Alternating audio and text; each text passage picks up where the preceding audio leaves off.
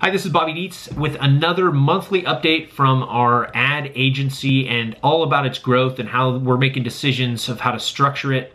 The first thing to discuss this month is really exciting was the employee pay structure that we're narrowing in on as we look to hire an employee. What is it going to look like? We all had ideas and broke them down. This was one of the ideas that I had. Wanted to share it. And then again, on ownership of accounts, how are we going to do this? Are we going to adopt more of an insurance model where there's one broker that's like in charge of the account and they make sure everything happens? Or are there going to be teams of people that talk to the account and everybody gets paid to make sure they keep the account happy? Structures of ways to do that. The idea of a conversation having employees work from home, is that possible? Is it something that's a realistic solution for having less office space or keeping people happy or making clients perform better? Just having a fun conversation there. And then the job listing is finalized and pushed live, and I'm going to share that here with you guys. It's very fun that we were able to put that up and make it happen and start to get people putting in applications. So very proud of that. Take a look. It's really a good video in my opinion. It was a fun month and I look forward to seeing you in the next one. So as we approach this meeting we have next week, that's all day prep planning for next steps, and we get closer and closer to hiring somebody internally, I've jotted down a few ideas as far as what I think the pay should be, the structure should be, and these are all hypotheticals, and I'm just using high salaries and low fees to be very conservative with all the numbers. Just trying to make decisions based on worst case scenarios. So not that any of these numbers are actually real, but they're just a good jumping off point for the conversation and the structure. Okay, so if we hire somebody, and let's say it's a player, premium buyer, best case scenario, but they're expensive and we got to pay them $150 a year as their on target earnings, that's OTE. That'd be $12,500 a month.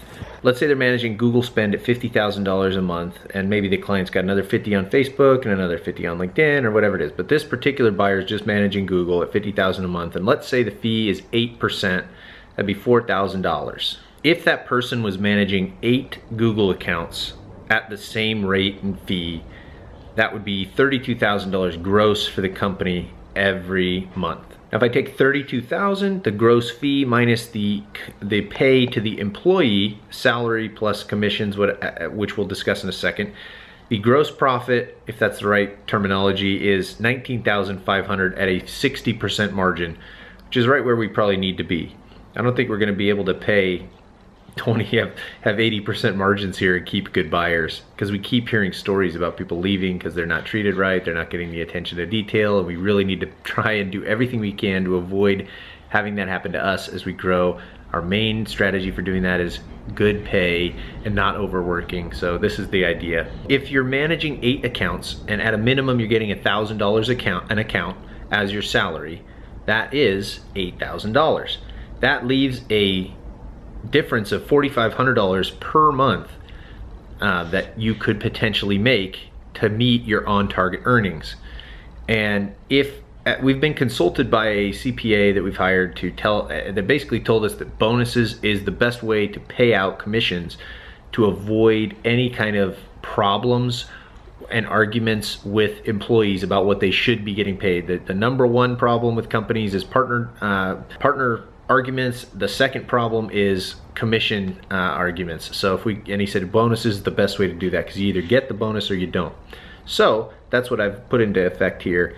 At a $4,500 per month potential bonus, that would get people to $12,500 per month.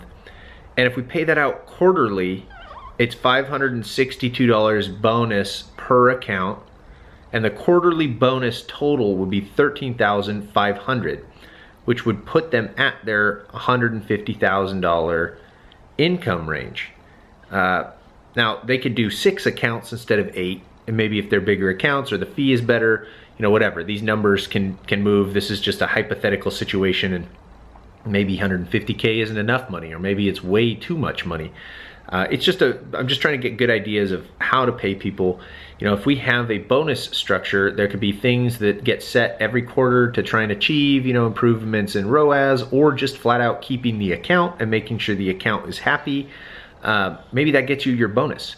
And if it did, like let's say the only thing you had to do to get your bonus was keep the client happy and keep the ROAS where it is, maybe grow the account spend by $1,000 or something like that, or maybe there's a strict budget so you can't do that. If the only thing you had to do was keep the account happy and ads converting well, then you get your bonus. It feels like it'd be a big priority for you to make sure that you don't lose the account. Another thing we could do is pay in arrears of, we could pay like net 6 months. So the quarter that you keep the client, you get paid for that quarter after the next quarter. So if you lose the account in the next quarter, you wouldn't get paid the commission on that quarter, but it runs in arrears. So that might help our cash flow a little bit too, but you'd start your job and not getting a commission for 6 months would kind of be a little bit rough. Either way, this is a way to have a simple model that buyers could dig into. And my big thing is I want all of the media buyers, or if there's account managers that we hire, I want them to take ownership of the account and feel like they're really invested in the performance of the account. Because without the ownership on the account and real commitment, everything's gonna fall apart because they won't truly want the account to be happy and succeed. But if I know my bonus is tied directly to the client's happiness and consistent performance, oh baby, look, come on. But if I know that the client's happiness and staying with the agency is what affects my bonus, I'm gonna do everything I can to make sure that I keep that client happy and I keep them knowing that I'm going above and beyond for them, and they're not gonna get that kind of service anywhere else. Because at the end of the day, the client is either happy and with the company, or they're leaving and they don't wanna stay with the company. I don't know, if there's anything we could do to ensure that, like get the client to commit for another quarter. Maybe you just have every quarter you have the client commit. I wouldn't want to do that. You just kind of want to keep things steamrolling, but I don't know. We just really want to keep the accounts happy and keep them moving along with our company long term, and we want to pay buyers really well, account managers really well, so they don't go around town talking trash about us, A, and B, they keep our clients really happy so that our clients don't go talking about how bad we are. Because man, time after time we hear the story over and over. They took us in, smaller shop, then they grew, lost the personal touch, lost the attention to detail, we weren't getting cared for, nothing was getting done, we moved our business. And every time it's always that the account manager was way too busy, didn't really care about their account, and was getting pushed from account to account just trying to scale. And that's not really the way to grow a business successfully long term. Your clients are just gonna leave. How do we avoid that? I think it's paying well, not overworking people, and this is my idea to keep 60% margins. That's gross profit. So you got to pay the rent, you got to pay benefits. There's a lot of expenses that go along with that. Partner salaries. You have to keep reserves. So there's not a ton of money that is left over after that, but that's my idea. We'll see how it goes over with the guys, and I'll keep you posted on any changes. I'm up in LA visiting a client right now. They got this little phone booth here. Kind of cool. I wanted to talk a little bit about one of the things that we're considering is our billing model for hires. Our experiences and all the research that we've done have, if you've seen these other videos that I make, we're considering bonuses, we're considering on-target earnings, we're looking at profit margins, all that kind of stuff. I'm talking to other SaaS companies and how they bill, and I'm trying to come up with what's going to work for our ad agency, and we're looking at other ad agencies for that as well. One of the things that we need to be careful and conscious of when we're doing the growth of our company, because this needs to be our company and not just exactly prototypical of another company, is ownership of the accounts and who's really responsible. If everyone's responsible, no one's responsible. So we need one person that's ultimately in charge. I think that model falls closer to what the commercial insurance sales model is, which is having somebody that is the account manager, one person lead. Now that person gets paid commissions on that account for the lifetime of the account that they have it. So in my experience with commercial insurance, you get 30% commission first year and then 20% every year after. So you're highly incentivized to keep the clients happy. And that's really important when it comes to client satisfaction, because one of the very consistent complaints that we hear from other people is they don't think that they're being treated well. Account managers seem like people with their heads cut off that are running around. and things don't get done. And that's maybe because these people aren't compensated heavily on the satisfaction of their clients and making sure that they're done. This would mean a lower salary for these people, so they're very incentivized. A vast majority of their income comes from their clients and making sure their clients are happy. Now this person in this billing model would also be incentivized to sign new clients, because that money goes directly into their pockets because they're the account manager and they get paid a commission based on the performance of these accounts. The other model we talked about was Wells Fargo merchant processing. I have some buddies in there and found out how they bill. Really, it's heavy commission the first year you sign an account. But after you sign the first year, you don't get any commission. Operations fall all to Wells Fargo. So it's very much a turn and burn situation. Now that doesn't mean that that's necessarily a bad way to do it. That could be very successful as well. But you're running into somebody who's not caring for the account as much, and perhaps leaving the management of the account over to media buyers, which might not be as successful. So something to really think about if we want to have account managers that have a real heavy vested interest in the accounts, which is what I'm leaning towards, because then if we have levels of media buyers that are, you started as a low-level buyer because you haven't proven yourself, and once you prove that you can handle more ad spend, you move to the second tier, and then you move to the third tier, and then the fourth tier. So buyers are moving on to bigger and better accounts because they're more trustworthy. To me, that means that a buyer is expendable per client, not for the company. So we can rotate buyers in and out for an account, but the relationship remains consistent with one account manager, one point of contact. Clients won't get thrown off when a change in the buyer is made, because that's not their main point of contact anyway. This comes back to the communication issue of buyers spending way too much time just communicating with clients.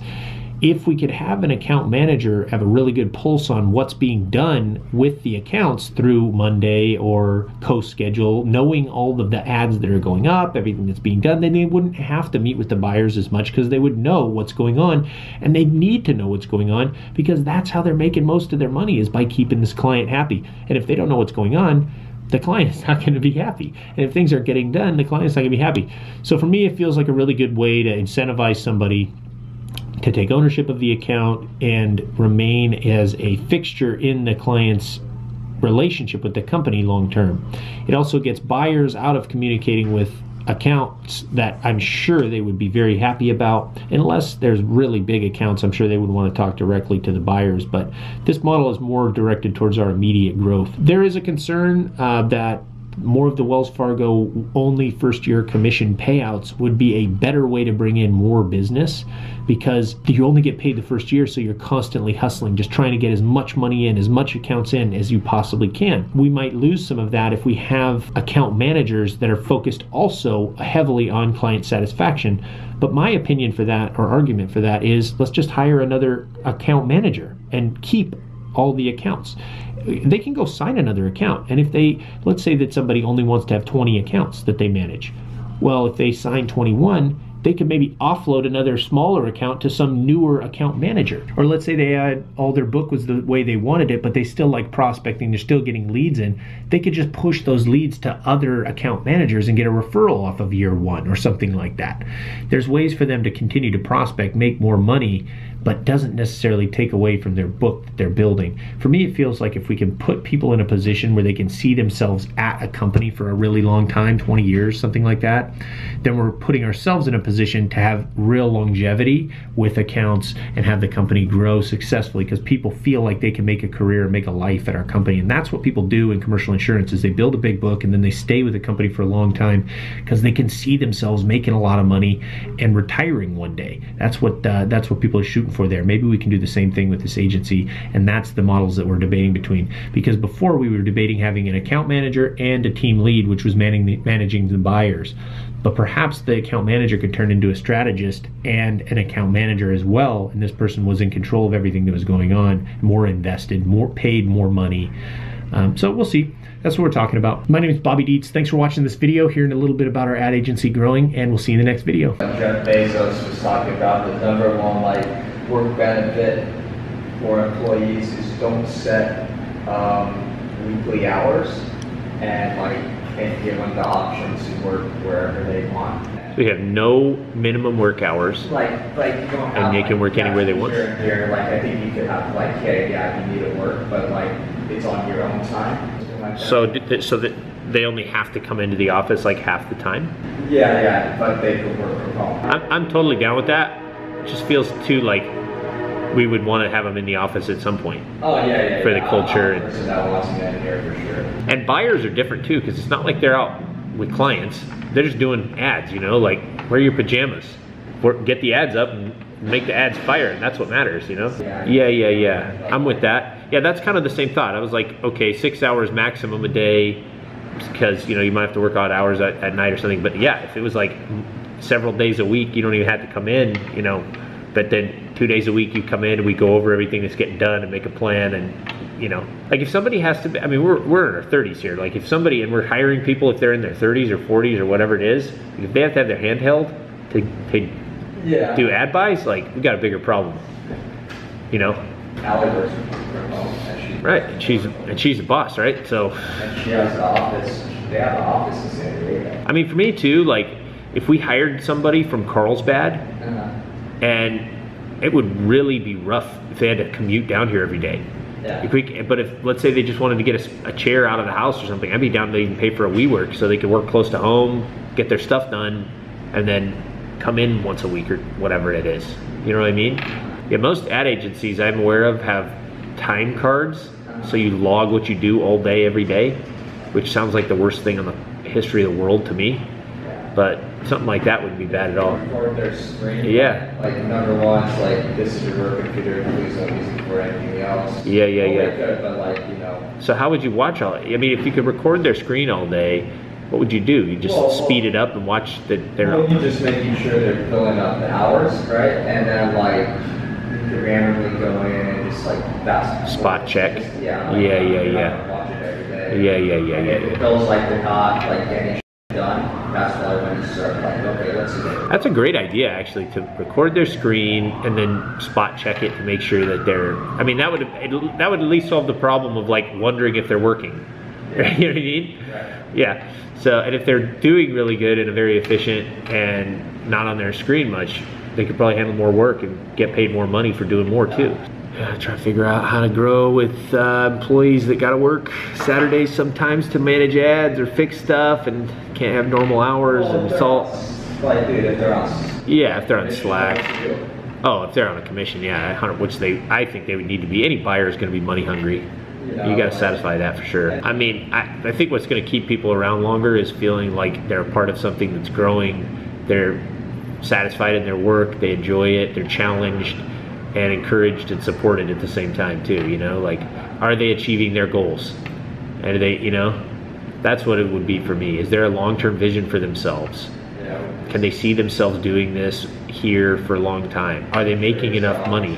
Yeah, exactly. Yeah, are they given an opportunity that is satisfactory, you know? But I haven't done it, so I'm just speculating. All right, so we've got our first listing live for a job application for a Facebook Ads Manager, and I am super excited. We're advertising it right now, spending $20 a day, and we've got a bunch of applications.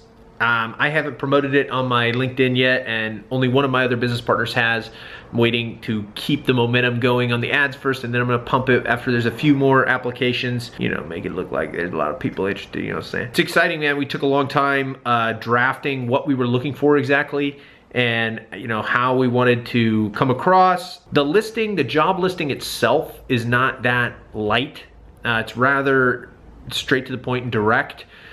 But I'm excited about it because it says everything we wanted to. We went by that book, Who, that I was reading, and drafted all the things that we need, all of the desires. We went back and forth about all the different words that we chose and why we chose them. We were very specific about the different things that we needed people to know or not know, and it was fun. I mean, first I sat down with one of my business partners, we wrote those out, and then we sat down with a couple more and wrote those out, and then we all came together and wrote down everybody's desires and 86 the things that we didn't like and kept the things that we did, and then wrote that up and put it to the group, and then we refined it a little more, and then we were all good to go with the whole listing. And I'm really excited. excited. You know, it's time for us to start expanding our number of people we work with.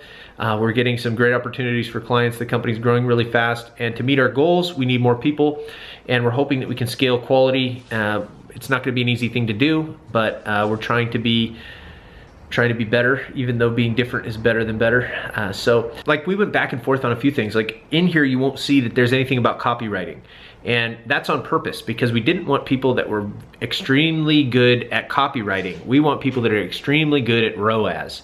We can write copy. Anybody who's managed ads is gonna be able to write copy, and at the end of the day, a lot of clients are gonna wanna approve any of the copy that we write anyway. So let's just go ahead and make sure that people are focused on ROAS. There's a lot of talk about the things that we've learned that are necessary, like organization and task management, especially with multiple accounts, getting things done when you have to get them done. But the language in here is really key.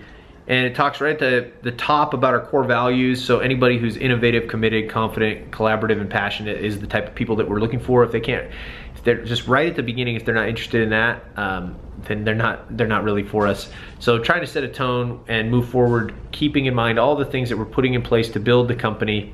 And I'm excited. Hopefully we can get some great applicants and somebody in that's gonna be a good fit for us socially, and maybe we'll even get two, who knows.